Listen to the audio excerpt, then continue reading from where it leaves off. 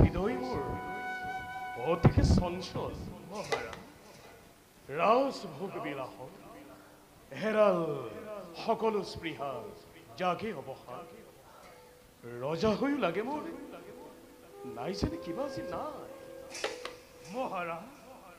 এই সুবিশাল সাম্ৰাজ্যৰ অধিপতি আপুনি আপোনাৰ সুশাসনৰ ফলতে সকলো প্ৰজাই বসবাস কৰিছে শান্তিৰে সাম্ৰাজ্যৰ প্ৰজাগণ আপোনাৰ পুত্ৰস্বৰূপ তেনেস্থলত মহাৰাজ আৰু কোৱাচোন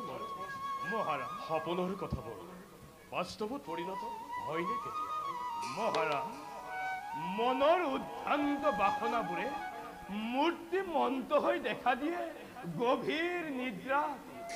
সেয়াই সপোন সপোনৰ নেদেখো কোনো সত্যৰ আলোক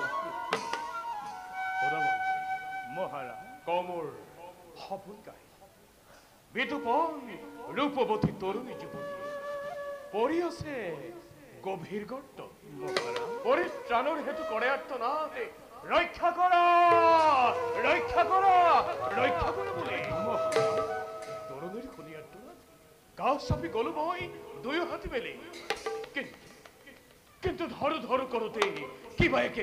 একে ভীষণ শব্দত মই সাৰ পালো আচম্বিতে লয় পালে পলকতে সেই সপোন প্ৰতিভা সেই যুৱতীৰ মনোমোহা ৰূপ সৌন্দৰ্য এতিয়াও কৰি আছে মোৰ হৃদয় নাচন চঞ্চলময় অঞ্চল মধুৰ অধৰযুক্ত কৌদনী বদন এতিয়াও ব্যাপী আছে হৃদয়ত মোৰ মহাৰাজ আৰু তেতিয়াৰে পৰা সকলো কাৰ্যতে মাথো জাগি অৱসাদ মহাৰাজ ৰাজ্য শাসনৰ গভীৰ কৰ্মৰ বাবে অৱসাদ জগাটো অতি স্বাভাৱিক আনহাতে বিভিন্ন চিন্তাত যেতিয়া মন প্ৰাণ হৈ আচ্ছাদিত দেহৰ সূক্ষ্ম তন্ত্ৰীবোৰো বিকল হৈ পৰে আৰু বিভিন্ন চিন্তাই সপোন হৈ দেখা দিয়ে গভীৰ নিদ্ৰা। বাৰু কোৱাচোন মহাৰাজ, মোৰ এই মনৰ অৱসাদ মই দূৰ কৰোঁ কিবা কি কাৰ্য মই কৰিলে সাধন মন মোৰ আজি অহবোধ হৈ মহাৰাজ, অবিমল অৰণ্যৰ প্ৰকৃতিৰ আজি মৃগ অন্বেষণে যদি কৰে বিচৰণ, অৱশ্যে দূৰ হ'ব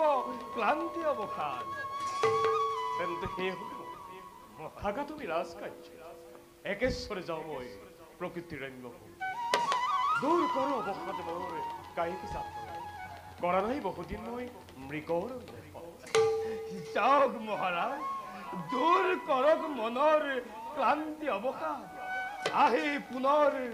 ৰাজ কাৰ্যত মনোনিৱেশ কৰি আপোন কৰ্তব্য কৰিব সম্পাদন। গণতন্ত্ৰ মন্ত্ৰী যাত্ৰাৰ বাবে প্ৰস্তুত।